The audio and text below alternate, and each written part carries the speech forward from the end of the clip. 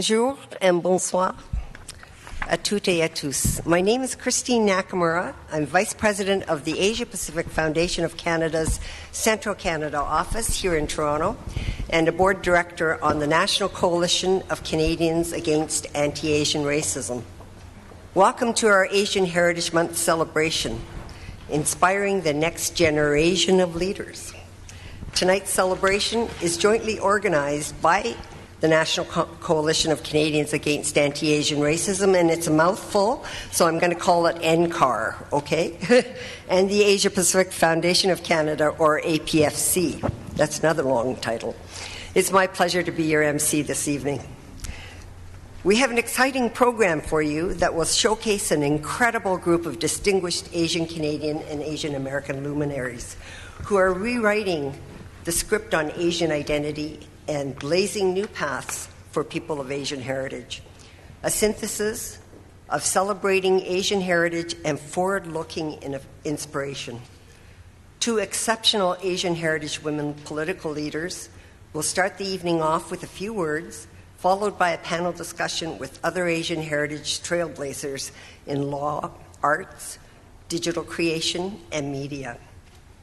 But before we begin, I'd like to acknowledge that we are broadcasting from Toronto on the traditional territory of many nations, including the Mississaugas of the Credit, the Anishinaabe, the Chippewa, the Haudenosaunee, and the Wendat peoples, and home to many diverse First Nations, Inuit, and Métis peoples. The city also acknowledges that Toronto is covered by Treaty 13, signed with the Mississaugas of the Credit and the Williams Territories, signed with multiple Mississaugas and Chippewa bands. For housekeeping matters, we'll be posting it on the chat box to the right of your screen, and it will be showing up here. So please refer to the information provided. The e-program can be downloaded from the chat box.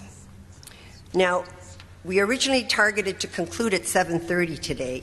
However, given some wonderful last-minute additions to our program for you this evening, we may need an additional 10 minutes or so to conclude the program. Thank you for your understanding. Partnering with the Asia Pacific Foundation of Canada tonight is the first major event organized by NCAR, a not-for-profit entity that advances public education on anti-Asian racism and promotes racial equality.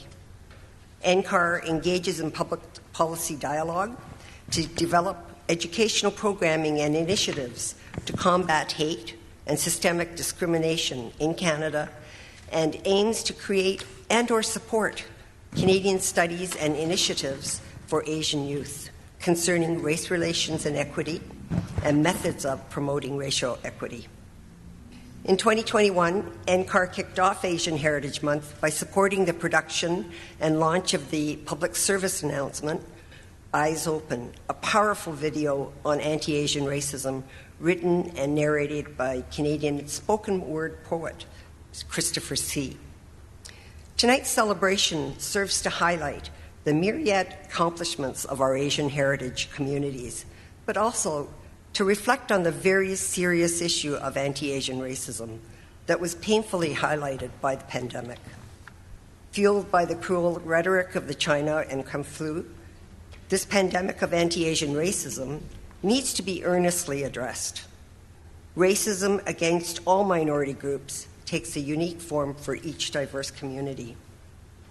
Against the backdrop of the pandemic, this has taken shape for East and Southeast Asian communities as physical violence and harassing intimidation of especially our women and children and elderly in public places like parks, grocery stores, public transit, and on the street, sometimes with deadly consequences, as horrifically witnessed with the recent string of attacks on Asian American women in New York and the murders of Christina Yu-Na Lee and Gui Ying Ma. And here in Canada, we're not immune either. Anti-Asian hate crimes have spiked across the country during the pandemic, and recently, the Toronto Police Service announced a 22% jump in hate-motivated incidents in 2021 compared with the previous year. And the data shows the East and Southeast Asian communities were the most victimized groups in the ethnic or national origin category. But by highlighting the successes of Asian heritage luminaries that we have on the stage here and many in the audience, we want to hold tightly and celebrate our heritage of excellence in diverse cultural, political, and economic realms during this difficult period. We want to shine a light on our accomplishments and remind our future leaders that there is hope and a way out of these challenging times. But tonight is not just about a pat on the back. Real change requires real funding, and we are thankful to our sponsors and donors for understanding the importance of celebrating our achievements in the fight against racism and making tonight possible with their generous contributions. Starting with Manulife, our presenting sponsor, Bombardier, our heritage sponsor, Bennett Jones LLP, and individual donors, including Donette Chinloy Chang, Janice Fukaksa, and Greg Belbeck, and Kevin O. Young, who is with us here tonight. Thank you all from all of us. Proceeds after expenses will be donated to support initiatives led by Asian Canadian youth and young professionals that enhance access to community services and ensure representation for Asian Canadians who require assistance. But this is only the beginning. We want to grow this seed funding with ongoing support from all of you. We have established a charitable donation button on our website, nccaar.ca. And we need your help to grow this fund to continue the work started by NCAR and APFC in amplifying and activating across Canada. Tonight, we are very privileged to have with us the Honourable Mary Ng, Minister of International Trade, Export Promotion, Small Business and Economic Development, and a very special guest, Ambassador Catherine Tai, United States Trade Representative, both of whom are exemplary role models to inspire our future leaders. They will share their insights into political leadership as the first Asian heritage women in their respective roles as the faces of Canada and the United States on the international economic stage. We're also joined by other talented leaders of our communities, the Honourable Justice Mariko Omatsu, Justin Wu, and Krista Kim, who will be joining us on the screen very soon from Los Angeles, and Melissa Grello, to reflect on their successes and advise on how far we have yet to go, a call to action for the next generation of leaders. Biographies of all speakers are provided in that e-program, so please download it if you can. So to begin with, we will share a special video message from the Right Honourable Justin Trudeau, Prime Minister of Canada. Can we have the video now? Thank you. Hello everyone, bonjour à tous, and happy Asian Heritage Month. For starters, I'd like to thank the National Coalition of Canadians Against Anti-Asian Racism and the Asia Pacific Foundation of Canada for hosting tonight's celebration. It's great to join Ambassador Catherine Tai, Minister Mary Ng, and all of you to celebrate the contributions of Asian Canadians. Contributions that have helped shape Canada's society and grown our economy. Mais malheureusement, au cours des 2 dernières années, notre pays a connu une hausse effrayante de racisme envers les personnes asiatiques. C'est inacceptable. La haine n'a pas sa place dans notre pays. Tous les Canadiens doivent la dénoncer partout, chaque fois qu'elle se manifeste. Et quand on regarde vers l'avenir, on doit faire en sorte de se soutenir les uns les autres, de fournir à la prochaine génération de leaders les outils dont elle a besoin. My friends, each and every one of you is a leader and an example for young Asian Canadians to aspire to. You represent the power and innovation of Canada's Asian community, and I am truly humbled to be a part of this event and the work you are doing. I hope you have a wonderful evening. Thank you, my friends.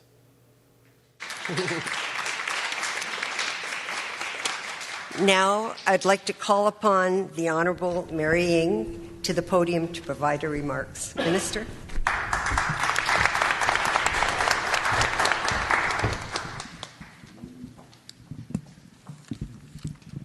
Christine, I thought we were the same height. but evidently I'm like much shorter because I'm adjusting the mic. No, I'm teasing. Look, I don't have formal remarks. What I really wanted to say tonight was a big thank you to the Asia Pacific Foundation and for all of your work, Christine, that of the board. I see the Honourable Pierre Pettigrew here and so many members of the Asia Pacific Foundation and the many, many volunteers who helped to bring everyone together tonight. I'm really thrilled that we are able to, in the month of May, during Asia Heritage Month, that I get to welcome my friend and my colleague in the U.S. Trade Representative and Ambassador Tai here to Canada, and as part of this trip to have a bit of a conversation to celebrate Asian Heritage Month.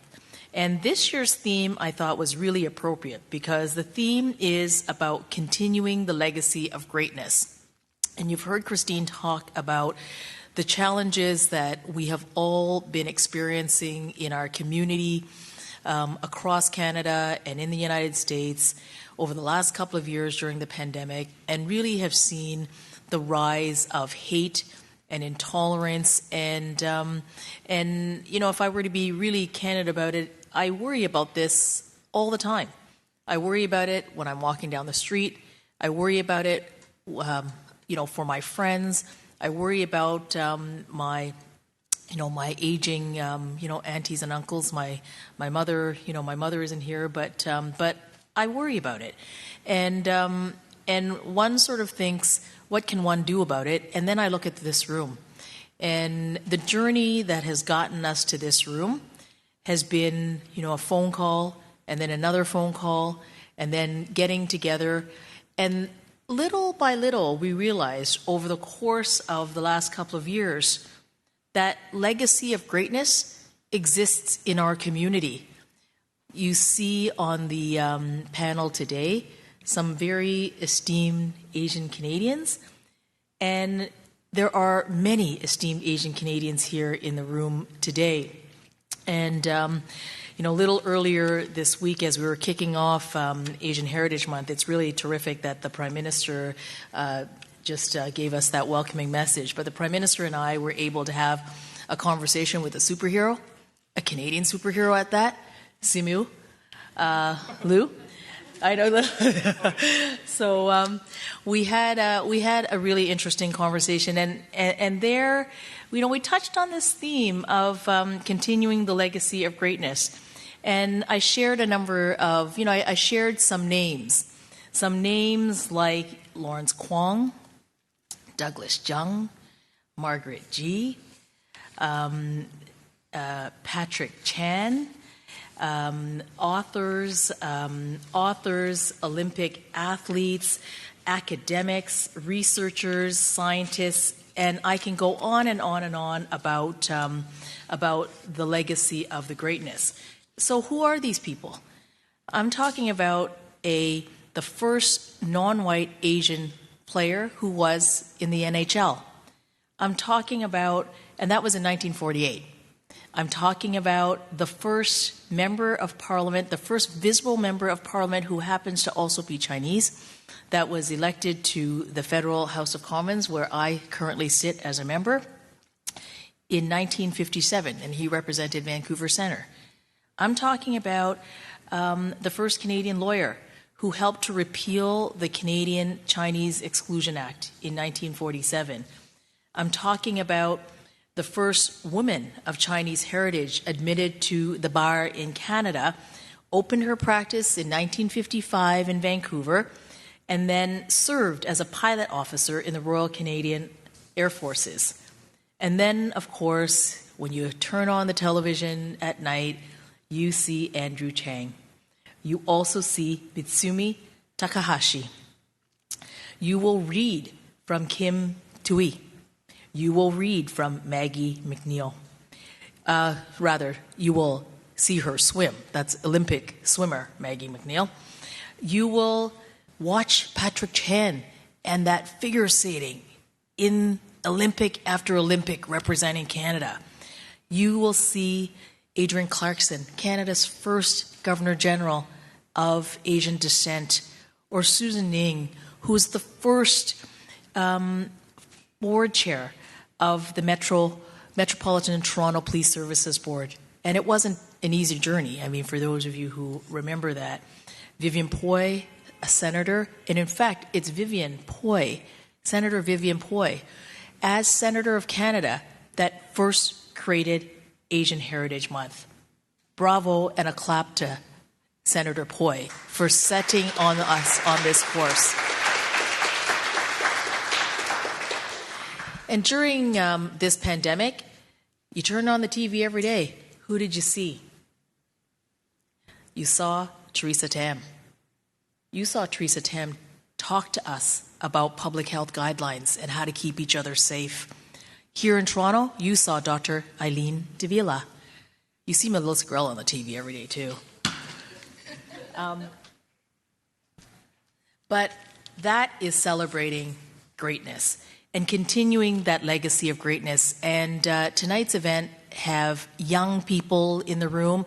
It is streamed to youth all across Canada. And I want the young people, and we'll get into this conversation, I want the young people to, those that are in this room, look around the room and on the stage. And those who are participating and streaming in online, you are our future. And you can do anything and everything. And let's be doing this together here in Canada. Let's be doing it with our friends and partners in the United States. And let's keep building this friendship and this coalition of community. And let's lift each other up. And let's have the hard conversations that we are bound to have to create more tolerance, to create, to combat hate. Because I know that for me, standing here, I certainly couldn't be doing this alone. I do this together with friends and colleagues who are in the Asian community, but I do that with allies. One of those allies was on the screen just a few moments ago as the Prime Minister of Canada. So I encourage all of us, not only in this month, during Asian Heritage Month, to celebrate our heritage and to be proud of it. And I loved what Simu said in the conversation we had with the Prime Minister a few days ago. Be proud of who you are. That is your superpower. And with that, I'm looking forward to having a conversation.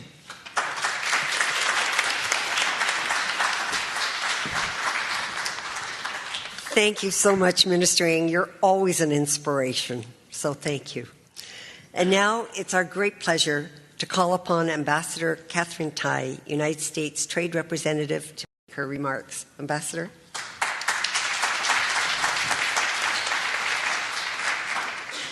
So I'm slightly taller than Mary, and I'm going to demonstrate that by just slightly adjusting this microphone, just slightly. Okay.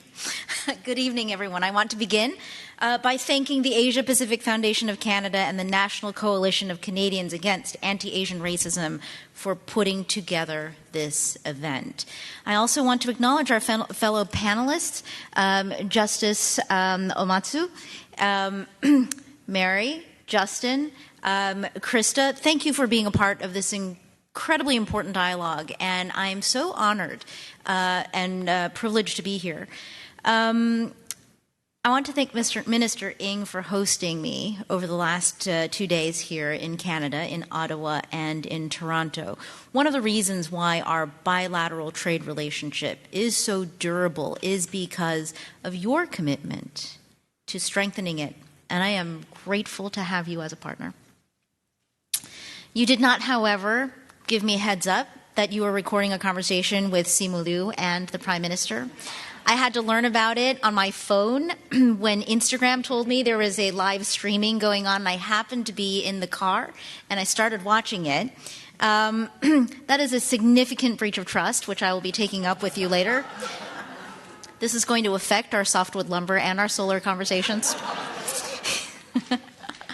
Let me share with you a little bit when I told Mary that I caught some of the conversation with the Prime Minister, Simu, and Mary. It was cool. It was very, very cool. I mean, here's my friend Mary, here's Prime Minister Trudeau, here's Simu, also known as Shang-Chi of The Legend of the Ten Rings, and before that, Jung Kim of Kim's Convenience. Very big fan. I started watching, and, it's very affecting. I've got such an affection for all of you. Some of you I know personally, and others I just know by watching you. I just wanted to share with you while I was watching this live feed. This is my impression of the conversation. So very important, weighty matters. But after a while, it started to just sound like this. Well, I'm very good looking, but I'm even more good looking, and I'm also good looking. And guess what? We're also Canadian. We're very Canadian. I think I got a little bit of this from Mary's remarks just now. Like, here are all of the Canadians, and here's how great they are. And then I start feeling a little, well, hey, we Americans have a lot to offer here, too. There are lots of Asian Americans who have done really great things. You see them on TV also. You get a little bit of the competitive juices running. I'm gonna draw up my list, and the next time we get together, we can see whose list is longer.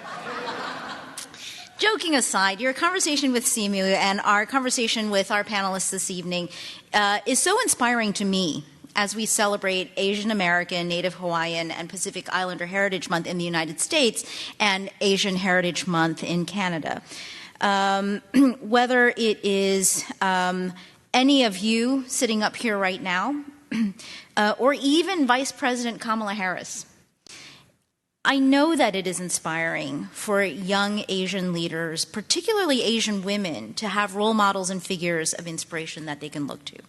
I know that because I was young once too. And I certainly felt that when I saw leaders who looked like me and who had stories like mine.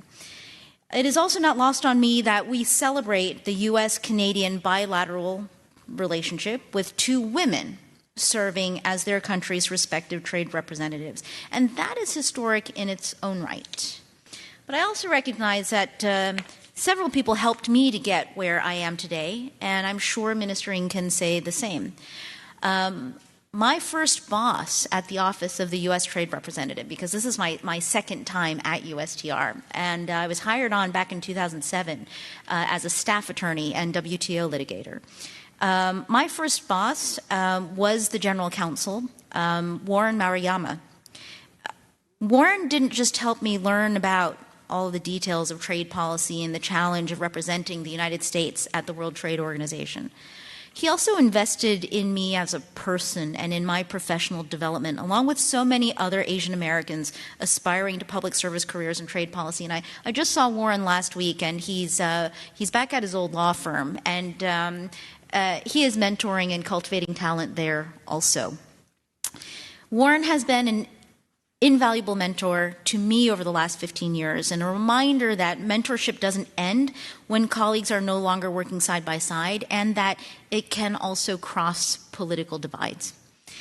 Tonight, I am excited to discuss these issues with all of you, and I'm looking forward to an engaging discussion, not just about our professional growth and development, but how we can apply the lessons we have learned to the next generation. Let me share a little bit with you what we are doing in the United States in President Biden's administration. Last May, President Biden signed Executive Order 14031, advancing equity, justice, and opportunity for Asian Americans, Native Hawaiians, and Pacific Islanders. This executive order also established the White House Initiative and the President's Advisory Commission on Asian Americans, Native Hawaiians, and Pacific Islanders. And I'm really, really proud to be a co-chair, both of the initiative and the commission, with my colleague, the Secretary of Health and Human Services, Javier Becerra. The whole of government, including the commissioners, are working in the United States to advance equity, justice, and opportunity for our AA and NHPI communities by coordinating across the federal interagency policymaking, program development, and outreach efforts to address barriers impacting AA and NHPI communities. Our mission is to create long-lasting change through policy making and through the powers of the federal government for our AA and NHPI communities throughout the United States. One of the things I've discovered is it's simply not enough to achieve something for yourself. We have to help each other. And by doing that, we build for the future and to your theme, to the next generation of leaders and to continue a legacy of greatness. To paraphrase a line from Vice President Harris, I may be the first, but I won't be the last. I'm looking forward to our conversation tonight. Thank you so much.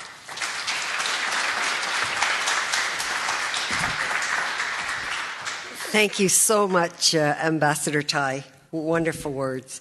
Now, Minister, do you want to introduce the special video? We've got the clip. You talked about it. Okay. I wasn't sure you were going to do that. So we have a very special clip from something that the minister talked about, and I'm going to let the minister introduce it. Well, this is a little clip for those of you who didn't catch our Instagram live with the Prime Minister, Simu, and myself. And so anyways, I had already just talked about it, about the conversation we had earlier in the week to kick off Asian Heritage Month, and this is just a little bit of a clip, and I think it actually is on my Instagram, so if you want to watch the whole thing, you can go there, and kick it away, Christine. I guess, here in Asian Heritage Month kicking off, what are the stories that you'd like to share? Who has inspired you? What message do you have for Canadians and for young people and people around the world in terms of having them view the world sort of differently and their role within it in a more forward-leaning and active way? I guess that'd be my question for you, Simu. Oh man. Well, first of all, in terms of Asian Canadians that have influenced me or that I look up to, I mean, I don't have to look very far. Sandra Oh is an incredible Canadian legendary icon, an incredible performer. Little story, Simu. When I went to when Obama invited us to the state dinner just after I got elected in early 2016. Sandra Oh was there, and I just sort of froze and said, "Oh my God, it's Christina Yang!" It just I was such a fan. I am such a fan. I continue to be such an incredible fan of hers that that was one of my few total fangirl moments in my life. But anyway, sorry. Oh my God. I didn't mean to cut you off. No, I feel the exact same way, Prime Minister. Every time, and I've had the pleasure of meeting Sandra, multiple times now, and she has such a presence about her and such a vivacious energy that it's impossible not to be taken aback by it. So, for that reason, for so many reasons, for how she represents Canada on a world stage and how she conducts herself as a performer, I would say I certainly look up to her. And, in terms of, parting thoughts about Asian Canadian Heritage Month, just for anybody that's listening, first of all, you don't have to be Asian Canadian in order to partake, in order to celebrate, in order to listen and be an ally. I think, we've touched on this many times now, but, allyship is crucial. And that piece of the puzzle is just as important as, the work that we do within our communities as well. And, when these attacks happen, it is just as important for, the bystanders, the people on the street, the people, who are just catching it, to be able to do their part and act as well. So, not only for that reason, but just for the reason of being able to celebrate together and in the interest of unity and diversity, I think, you don't have to be a part of this community to celebrate with us. We welcome everybody as well. And, for the Asian Canadians who are listening, young and old, be proud of who you are. This is your superpower. I certainly feel that it's mine. And I'm so proud to be Asian Canadian, and it is just such an integral part of my own identity. So I'm looking forward to a wonderful month, and thank you so much again for bringing me on. Wow. What a role model for Asian Canadians. Absolutely inspiring to hear his wise counsel. Now, we have the opportunity to hear from other talented achievers of Asian heritage who have contributed tremendously to North America's culture, politics, and economy. So with no further ado, I'd like to ask Melissa Grello, the talented co-host and moderator of CTV's The Social, to briefly introduce the panelists and moderate what will undoubtedly be a rich and stimulating discussion. So over to you, Mela. Thank you, thank you. Can everybody please put a big round of applause together for Christine Nakamura for helping put this event on. Christine, thank you. I didn't know when she was sleeping because I'd open up my inbox and there was emails all the time. I said, Christine, go to sleep. Just go to sleep. So thank you. Literally tireless work. So I want to thank you. Welcome, everybody, and happy Asian Heritage Month. Bonjour et bienvenue joyeux mois du patrimoine asiatique. Je suis bilingue. I am bilingual. There's a fun fact. My name is Melissa Grello, and as Christine had mentioned, I do co-host Canada's #1 daytime talk show on CTV, The Social. Shameless plug. We've worked hard. I am also a very proud Filipina, Portuguese, Canadian, and I've been working with the team. Thank you. I've been working with the team since last year as Mary, Minister Ng. Sorry, we go way back, Minister Ng, and she put together this phenomenal team of just passionate Canadians, and we've been working together really, really amazingly ever since. So I'm really, really happy that our partnership continues as well. So on behalf of all of the members of the National Coalition of Canadians Against Anti-Asian Racism and the Asia Pacific Foundation of Canada, I do want to warmly welcome, first of all, everybody who is here in the room, and of course our esteemed panelists, and everybody who is joining us virtually at home. So thank you very, very much. I'm so excited for tonight because we do have a powerhouse panel who are going to be sharing their experiences as Asian Canadians and Asian American leaders in their respective fields, as well as discussing really difficult topics, ones that many of us have lived with regards to perhaps racism and discrimination and other barriers that they have faced.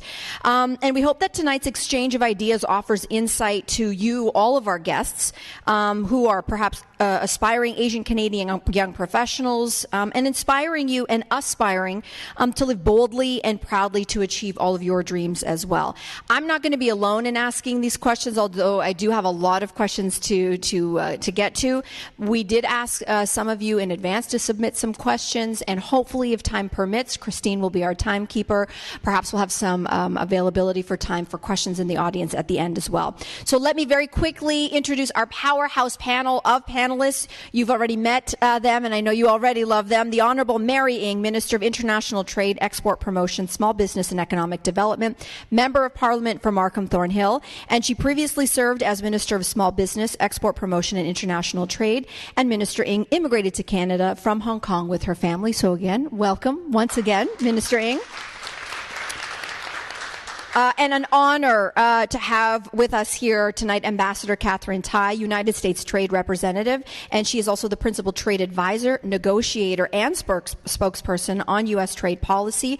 She earned a Bachelor of Arts degree in History from Yale University and a Juris Doctor from Harvard Law School. She is fluent in Mandarin, and many, again, not only Ambassador Tai, but all of our panelists, their very, very impressive biographies can be found online and in brochures, so please do read them to their fullest extent.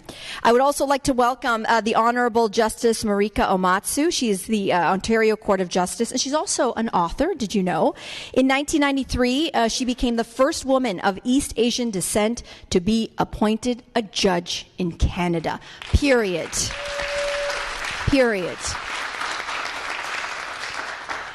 She is the co-founder of the Federation of Asian Canadian Lawyers. She is the author of the nonfiction and award-winning book, Bittersweet Passage, Redress and the Japanese Canadian Experience. An honor to have you here, Justice. Krista Kim, yay, we latched in successfully. She's here. Krista Kim is a contemporary artist and founder of the Techism movement. Now, her Mars House creation would become the first metaverse home sold as an NFT and was the highest grossing NFT sale on Super Rare. I'll tell her. I'm going to ask her later how much, because I know she might be humble about it.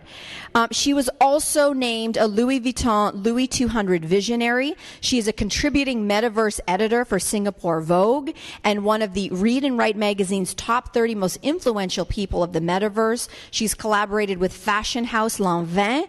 She's collaborated with Mercedes-Benz, so many more, in addition to a campaign with the NBA's Utah Jazz, creating the first sports team metaverse NFT in history. Welcome, Krista. And last but certainly not least, a renowned director and photographer who sits to my right, Justin Wu. Justin is a Toronto-based director and photographer who gained international recognition as a commercial and portrait photographer working in Europe with Vogue, Elle, GQ. He's worked with international brands including L'Oreal Paris, Dior, Victoria Beckham, and also with a guy we've seen a little bit of tonight already, sitcoms, superstar from Kim's Convenience, and so much more. Of course, Simu Liu. And he worked with him in an episode in which Justin was nominated for Outstanding Directorial Achievement on a comedy show by the Directors Guild of Canada in 2021. Welcome, Justin. And fun fact, he was named after our Prime Minister. We had this discussion. It goes all the way back to Pierre Elliott Trudeau, so I'm sure we're going to get into that conversation. We will.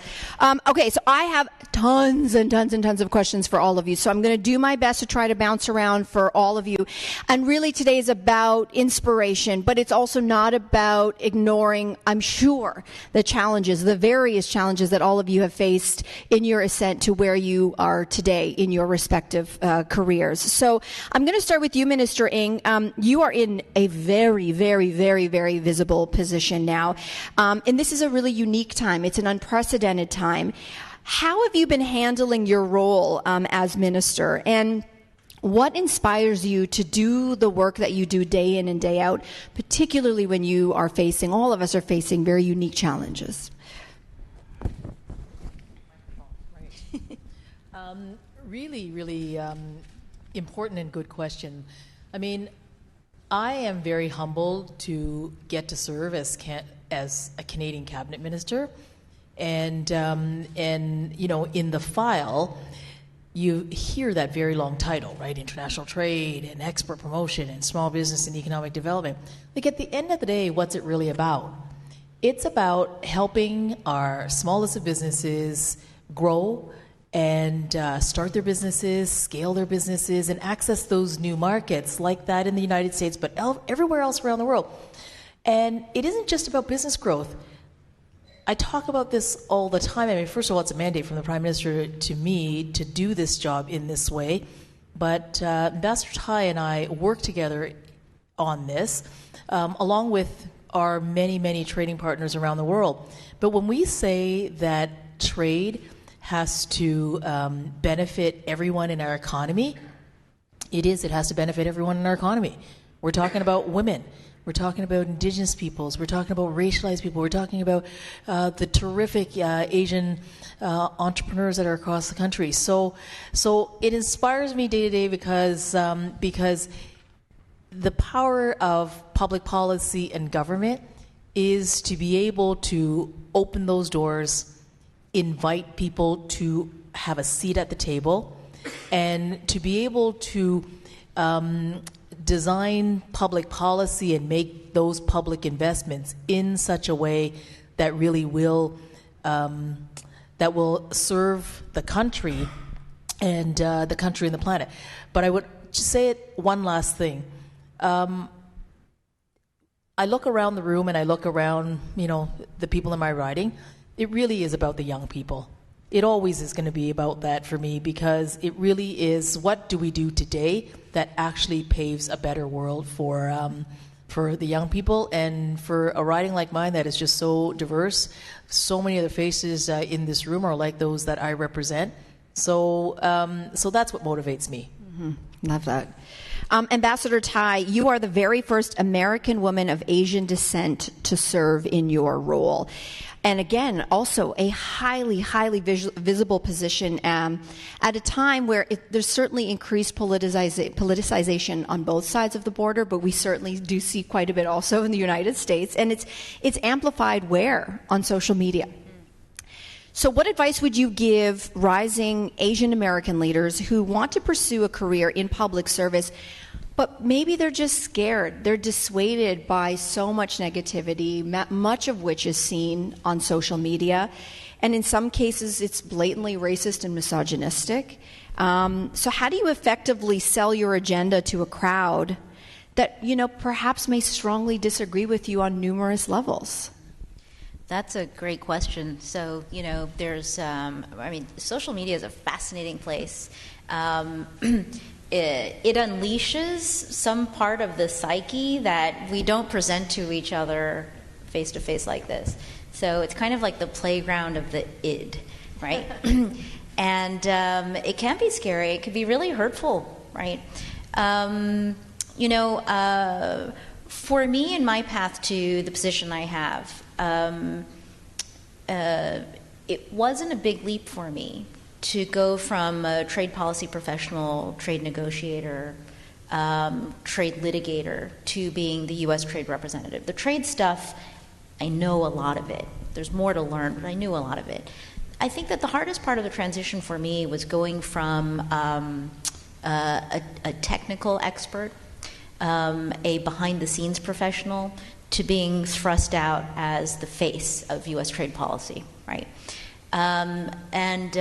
That transition, I think, has been really interesting because when you are the face, you have to be on social media, right? And even when you have a public profile, all kinds of things come at you, right? At least for us, I think the free speech laws, your protections under the free speech laws are lowered because you're a public person. On this, let me first say, it's hard. It's hard. There are definitely times when I just feel like people are kicking me, right?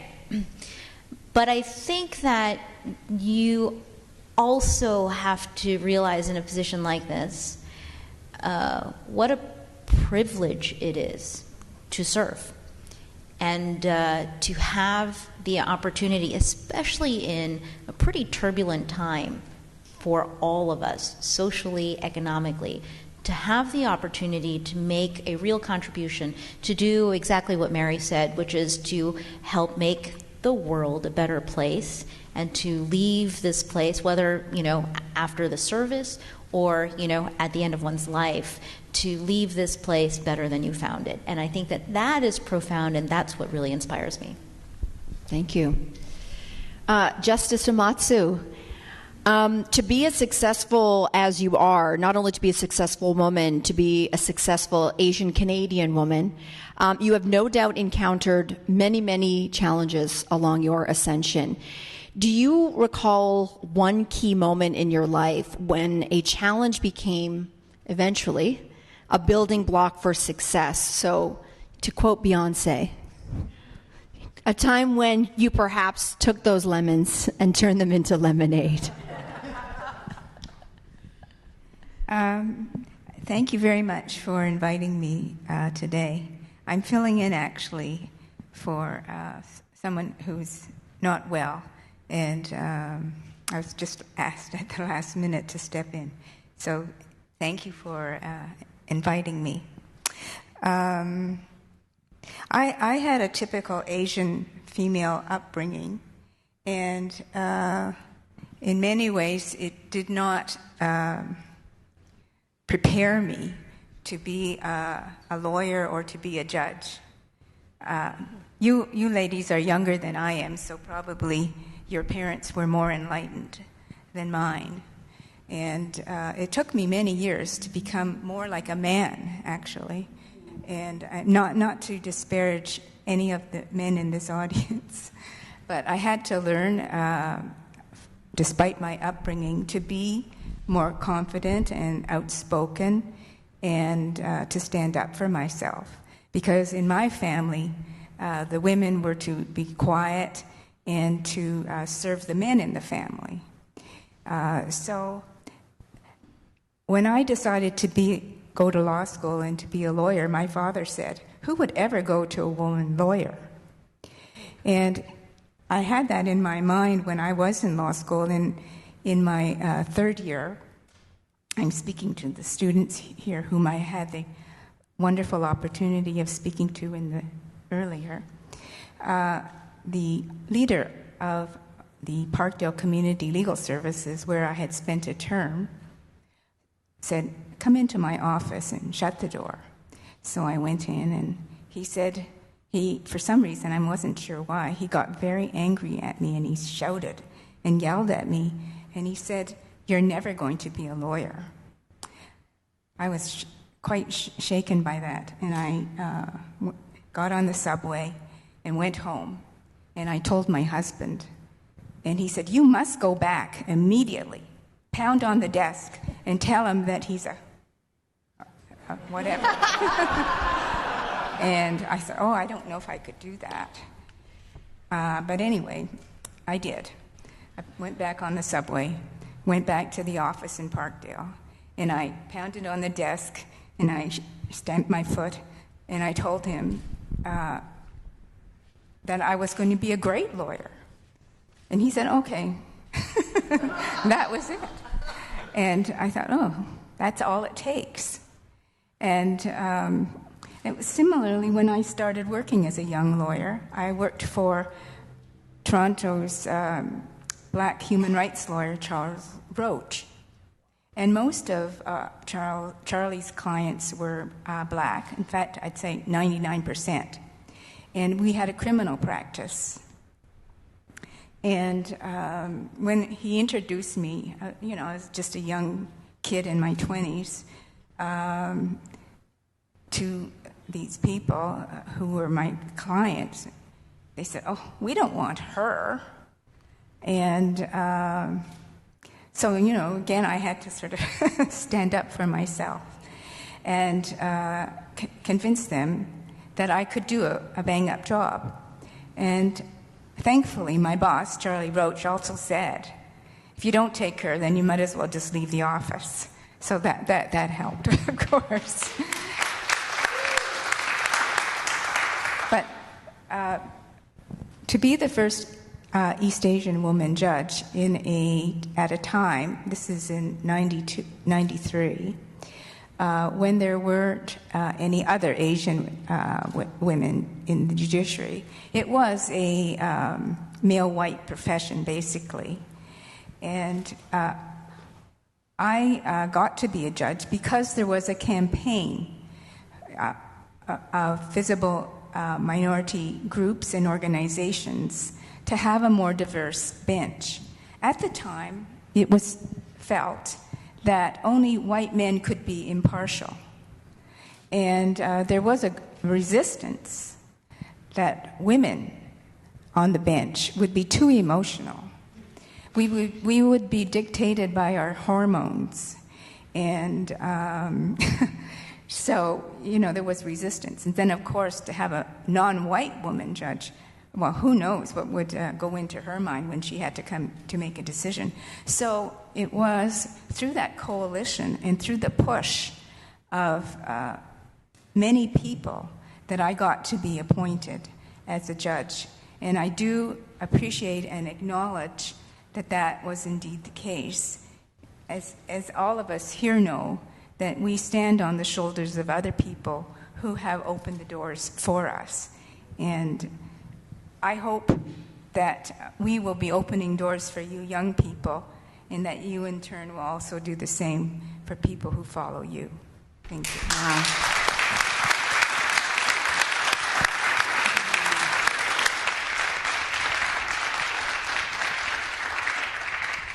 Thank goodness that guy yelled at you. Kind of? Yes and no, right? That is lemonade, baby. You're still squeezing that. Wow, what a story. Thank you for sharing that, Justice. Krista, you've been waiting so patiently online, and I want to go to you next because I do have a lot of questions for you, but, and maybe this is just me speaking on my ignorance, but in layman's terms, can you please explain to me exactly what it is that you do? Great question. Thank you so much. It's such an honor to be here with such an esteemed panel. I am a digital artist, and I've been practicing digital art since 2012. And I wrote Tech as a Manifesto in 2014. And in December of 2020, I discovered NFTs. NFTs are non-fungible tokens. It's a permanent ledger in the blockchain that indicates authenticity and provenance of a digital file or a digital asset. And as a digital artist, my greatest challenge before this new technology of blockchain was invented, I had the challenge of really convincing collectors of the value proposition of purchasing a digital file that was easily copied. And the provenance is also very difficult to prove on a regular digital file because anyone can copy it, anyone can claim ownership.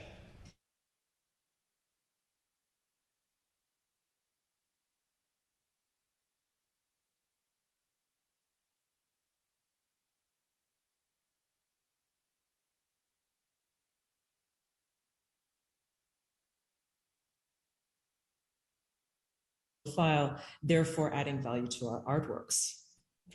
And so I minted my first artwork on Super Rare Gallery platform, and that was last February, and my life has changed since then. It's been a really amazing journey so far. And now I'm into the metaverse. So the Mars House is a project that I created during the height of the COVID crisis. It is a house that was deeply inspired by living in Japan. I lived in Japan. I lived in Asia for 15 years, and I lived in Seoul, Tokyo, and Singapore. And in fact, Christine Nakamura and I, we've known each other since both living in Singapore and in Tokyo, so we go way back. We're dear friends for a long time. And she's seen my trajectory, if you will, my life path. And so while I was living in Japan, I would visit Kyoto. And it is there where I had my artistic, aha moment. It was the moment where I discovered Zen and the power of higher states of consciousness and how art and design decisions, married with higher states of consciousness, can create environments that heal and that are sublime. The Zen garden was my greatest influence and my inspiration. So as a digital artist, my background is actually in political science. I graduated from U of T, my bachelor's, and I studied Marshall McLuhan.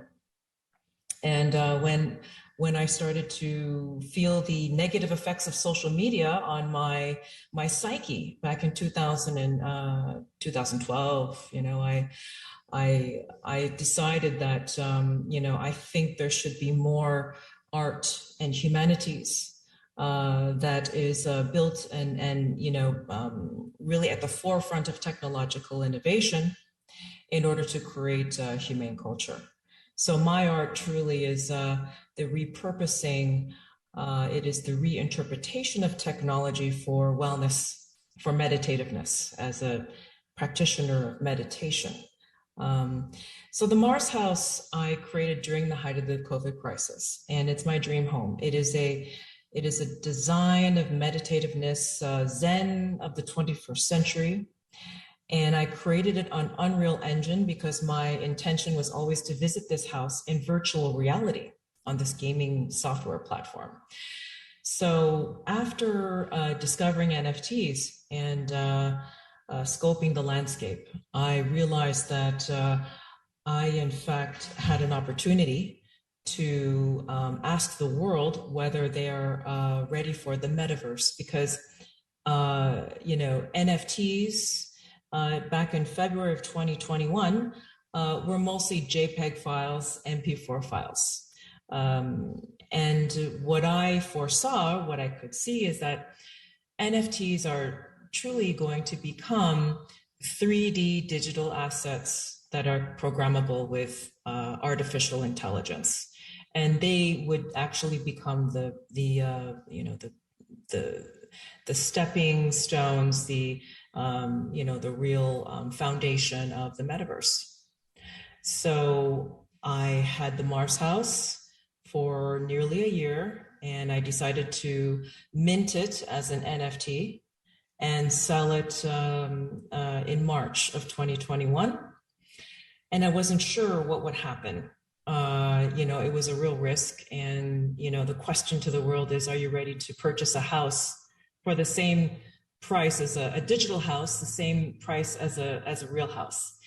And that question was answered when my collector AOI purchased the piece for 650,000 Canadian dollars on Super Rare, which became, the highest grossing sale on the platform at the time.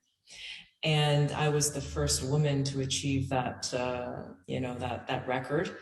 And it was truly a wonderful experience. And now we are all into the metaverse, and I'm world building now. Fascinating story, Krista.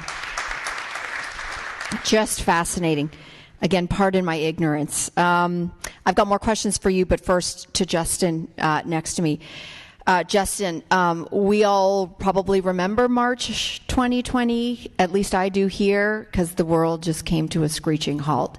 And so many industries were just literally brought to their knees. Some still trying to recover. We both come from the media world, you as a photographer and a director as well. And most of the arts have had to pivot since then. That's the word of the pandemic, I feel like. So what new ways have you found to do the work that you do? What has changed, maybe what's improved, and what still remains a challenge for you? Sure. Well, first I want to say a big thank you to everyone here who is attending and all those who've included me in the conversation, and I'm truly honored. COVID has been a very challenging time. I think it's really asked us to think about how to work differently, especially when safety is paramount and we have to consider all those involved. Speaking from the film and television part, we work in closed studios that don't have windows, pretty bad circulation, and we potentially have up to several hundred people in our studios. And one thing that we had to do, and I think the government did very, very well, and I can only speak for my experience in Toronto, was to implement very strict protocols, including social distancing, masking, with the shield, and regular testing to keep us all safe. Now, that, of course, had to change a lot of the processes by which we work, but in the end, I think what we got out of it was a new method of working. We had to be more efficient, we had to be more productive, and be more mindful of each other. And what I found was that through it, a lot of efficiencies actually came from it, from moving from face-to-face meetings to Zoom, deciding when to do face-to-face meetings in Zoom, and also learning about new ways to build in efficiencies from the processes we've known for so many years. So I think COVID, of course, has been damaging with the loss of life and the way that we work, that, through it all, if there is one or two great things that came from it, it's to reevaluate how we work, how we care for each other, how we see each other in the workplace, and to find new ways to work from it. So I think that's basically it. Yeah. It's been hard. Yeah, you've done it. Yep. If I can go back to you, Justice Omatsu, we are still pushing hard for equality, equity in virtually every sphere in our lives. The justice system is one of those places as well. in your assessment, where are we today, and where should our focus be as we move forward over the next several years? Well, given that we're talking about anti-racism, I think that the courts have acknowledged that they have a long road to go. Just as judges now are just getting training on sex assault, certainly they need to have training on racism. So I'm hoping that by having a more diverse bench and with more training, people will find that they get more, quote, justice in the justice system. But this is a system, I'm not talking about the people, but that is in the 19th century, frankly. And they have a long way to go to catch up. COVID, perhaps, has caused the judicial system to sort of take a little leap because now we have been doing a few things that are not always in person. And we're doing Zoom calls and that sort of thing, which I think is a good way to go. Certainly for lawyers, not having to drive from Barrie to Toronto just for a 15-minute hearing makes a lot of sense.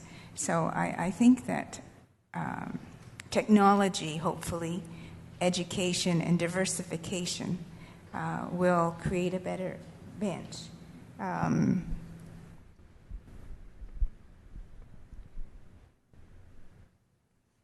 In my work outside of law, I've primarily been working on anti-racism and in human rights for Japanese Canadians, my community. And I was one of the negotiators of the redress settlement in 1988. And right now we're also working, I'm a co-chair of the BC Redress Committee, and we're in talks with the BC government and expect to have some kind of announcement later this month. What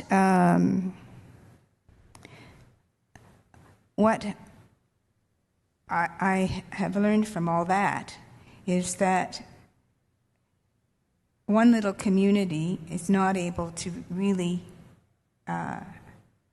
affect much change on its own. And my community was one of the smallest ethnic minorities in the country. And we formed a coalition, and we were very fortunate that many people and many communities joined us. And, pardon me, and it really reaffirmed my faith in Canadians, that Canadians are fair-minded, and if they hear the story and it's told truthfully, they will step up and support you.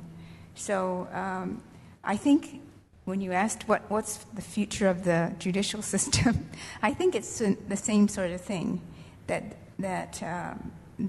people will step up and do the right thing. At least I have that faith. Yeah, we do.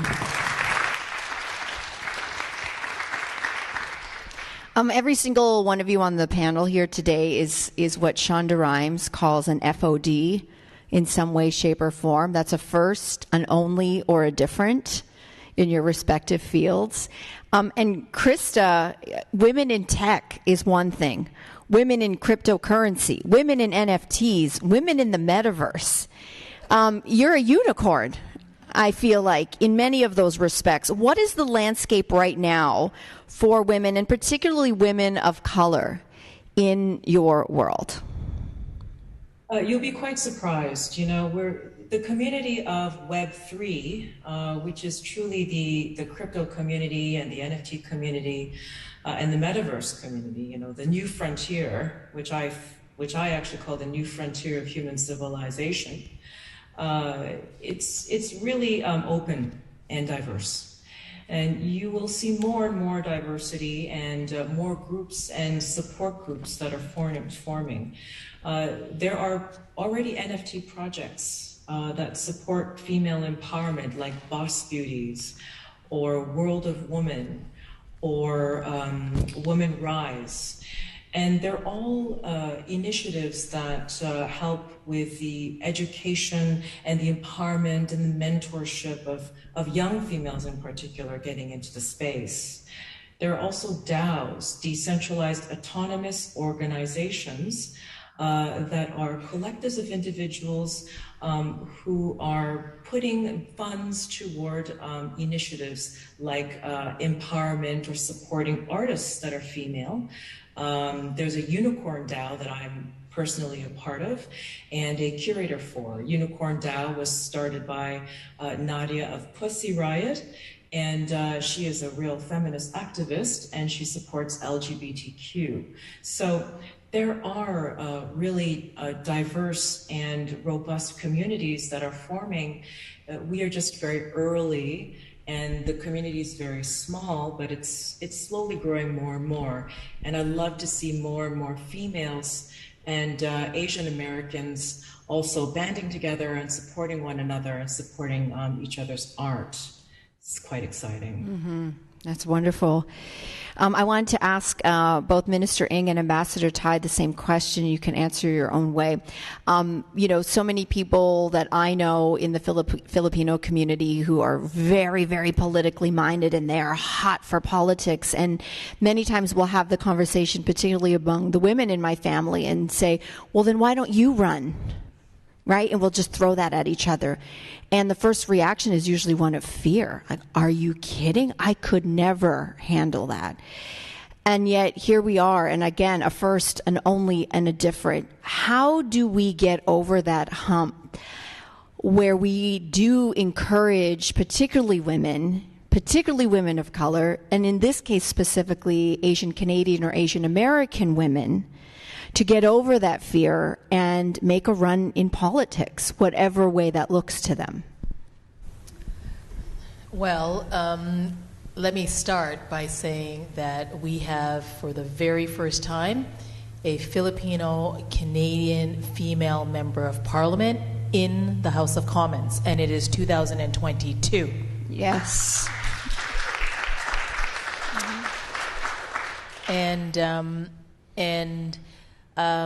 We have a lot of these conversations, and I have them with the Prime Minister, who's the leader of the Liberal Party of Canada, and I have the conversations with a lot of young people. And in fact, my own story about running is probably very typical of that conversation that you've just described. You don't really see yourself putting the sign up, being out in front, and doing this work.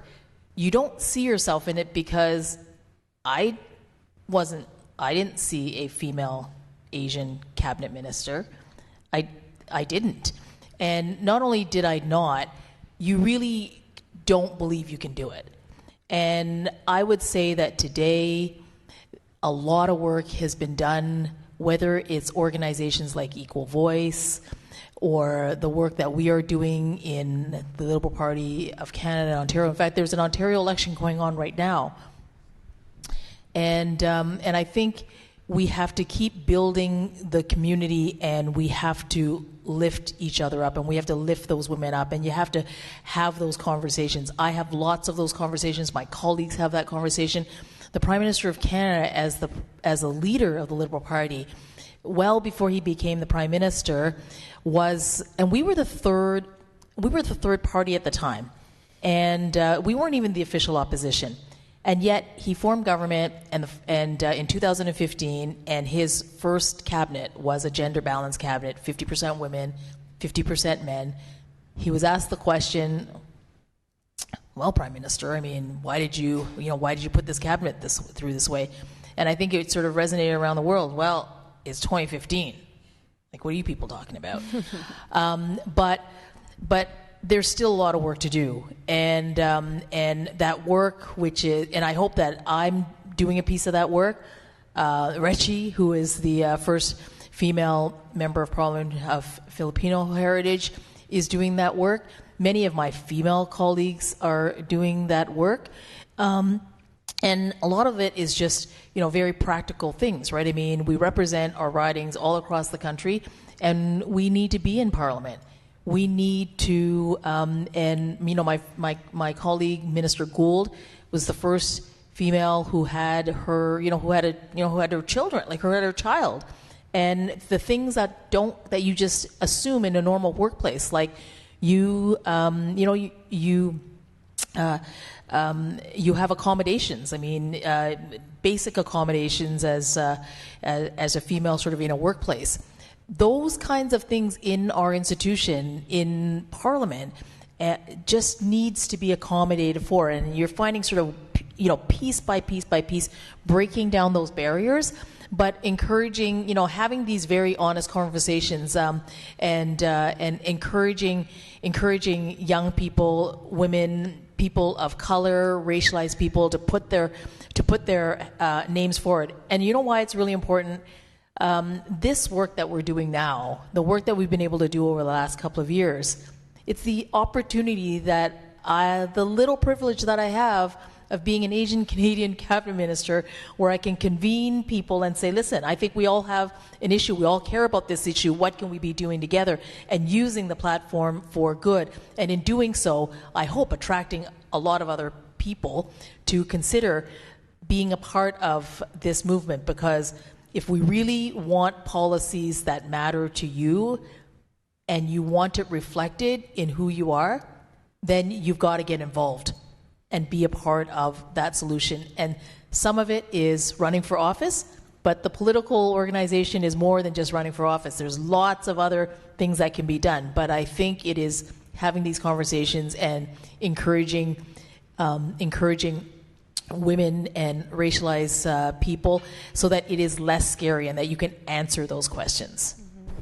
Ambassador Tai, very similar question. I mean, do you went from, as you were mentioning earlier, sort of a more behind-the-scenes role to something very, very visible. Like, how does one inoculate oneself against what is potentially a wave of all kinds of criticisms, and particularly ones that end up at some points being very pointed and hurtful for things like gender and ethnicity and race or sexual orientation? I mean, we all live on social media. We see how it works. So how did you handle that transition then? And what is the words of wisdom you could pass along if there's someone sitting in this room who thinks, maybe I could? Like, I see them, you see it, you can be it.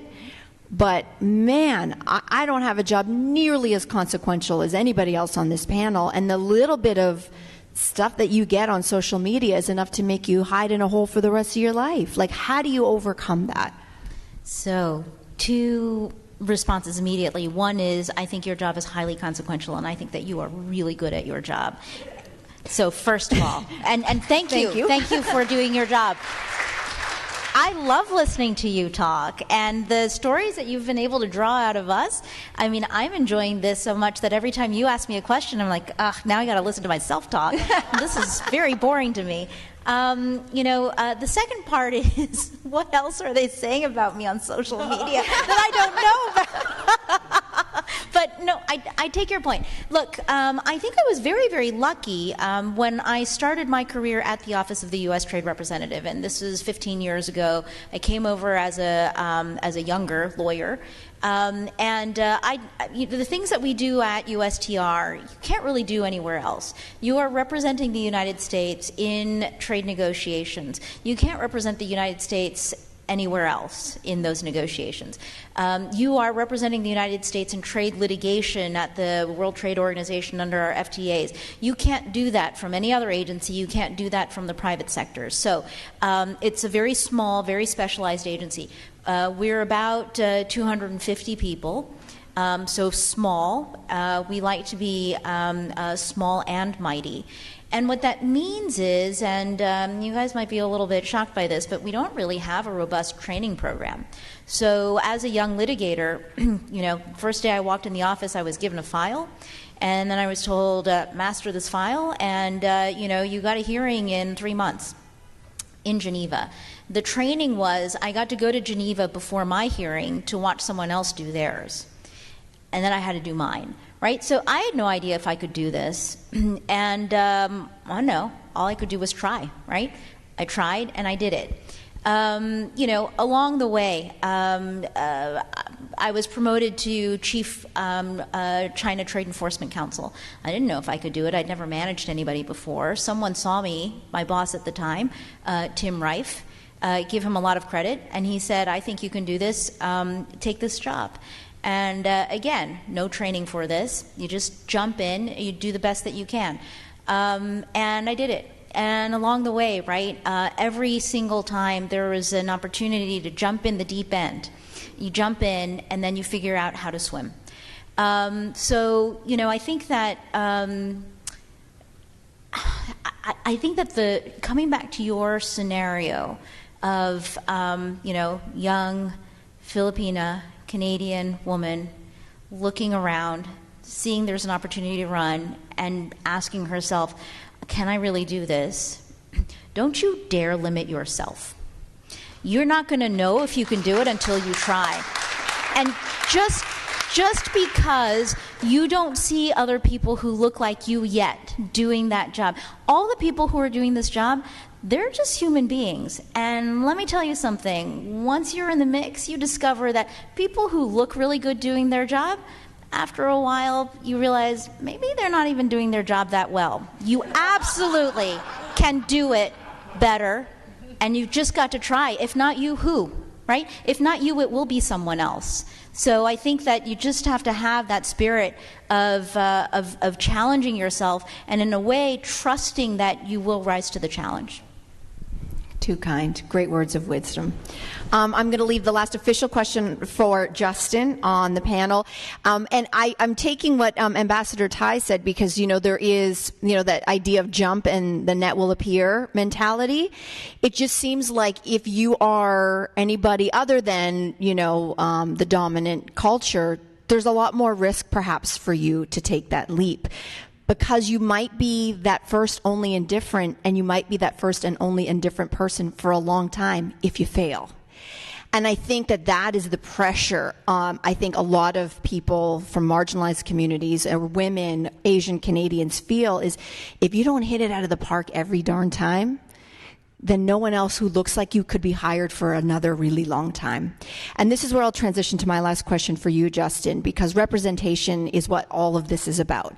It is about making our institutions, making our industry, wherever it is that you call work, look like the rest of Canada.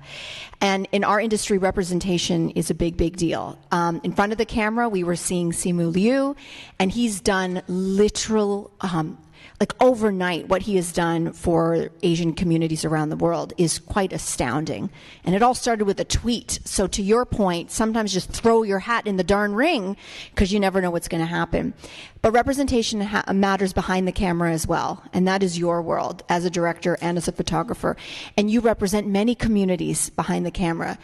Do you feel that pressure then to succeed, to make sure you don't fail, not just for yourself and your ego and your career, but for everyone who looks like you, who sounds like you, who might say, Justin, just make it for us so we can keep this door open, please. Do you feel that pressure? Absolutely. Just to even give some context with how I even began. My parents emigrated to Canada, and to kind of also answer a bit of the story from before, I am named after our current Prime Minister because his father, Pierre Trudeau, opened the doors for my parents like mine to come in during a time when there was a lot of strife and turmoil. So when my parents came and they realized the potential and the freedom that was offered here and the opportunity, my parents seized it. And when I was growing up, I was being born and with Eastern values and Western values at the same time, I knew very early on I wanted to be an artist. I was a storyteller throughout. I had this insatiable desire to discover and to express myself. However, there were very few people, if not none, that were like me that I could look up to. It was a really sad reality. I was feeling very alone in this field, and because of that, no shame to my parents for discouraging me away. My friends and family were all discouraging me. Even my high school, my schools were all discouraging me, saying, there is no path for you in that direction. Unless you're born in that family, unless you were able to see up the path forward, there is nothing there for you. And that only gave me more determination, and it really impassioned me to find that path and carve the path for myself. There was no prescribed method. I did not have the opportunity to go through film school. I did not have the opportunity to go through an art school. And through persistence and through determination, I found my calling, and I forged my path. Now, to your point about the pressure that I receive today to succeed, it is immense, but I take it because I know how important this privilege is. It took so much time and effort and passion and support of many people to believe in me, having not been able to see myself in that world. To kind of get here, I want to represent that community in this position that I'm in to the best of my abilities, so that the next generation can see someone like me and believe it is possible. And to kind of go with that pressure is also to take action. And I think part of my current responsibility, not just as a successful director, is to now shepherd and pave the way for the next generation of artists, be it in the film industry or photography or fashion or whatever, to kind of also give them the guidance, the mentorship, and the know-how to succeed. And without that, I think we'd be a very sad world to kind of close off all these potential voices out there. Thank you. Thank you for sharing. I'm going to hand it over now. I would like to just say thank you again to all of you for being so gracious with your stories and your experiences. It's been an absolute pleasure to be able to speak with you tonight. So thank you, each and every one of you. Thank you. Big hand for everybody. Fabulous. Just absolutely inspiring and incredible stories. Minister Ng, Ambassador Tai, Justice Omatsu, Mel, you're great. Justin, but I knew that. And Krista. Thank you all for sharing your amazing journeys and insightful advice as well, and for inspiring all of us here tonight. And for the young ones in the room, because I'm not, give you hope to reach for the stars, encouragement. I hope what you heard tonight will encourage you to continue to do what you're doing, because you can and are making a difference. Nothing is impossible, right? And you are not alone. There are many around you willing to lend a helping hand, and not just Asian Canadians or Asian Americans, as Simu Liu said, right? But there are many non-Asian allies amongst us. Just look around you and in our room today. As Simu said, we need these allies to help us on our journeys to success. I know I'm very conscious of time. We're way over. I said that we would go over by 10 minutes, but we're way over. I'm ministering. I got a smack over there. I'll let you know. But all good things must come to an end. So on behalf of NCAAR's board chair, Janice Fakaksa, who was unable to participate tonight due to health issues, sudden ones, and she sends her sincerest regrets for missing tonight. She really wanted to be here tonight.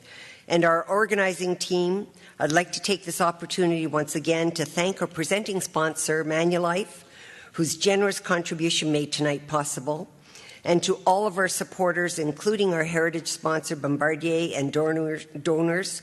Your contributions will be apportioned to deserving initiatives led by Asian Canadian youth and young professionals that enhance access to community services and ensure representation for Asian Canadians in need.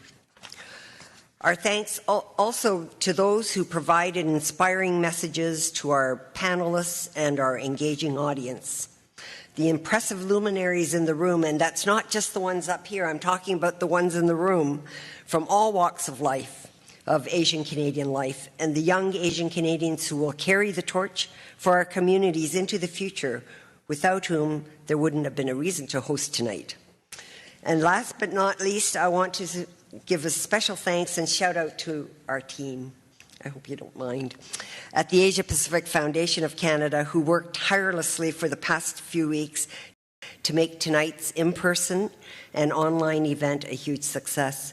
A big thank you and a round of applause for my team, please. Good night, thank you, and safe journey home. Thank you very much, everyone.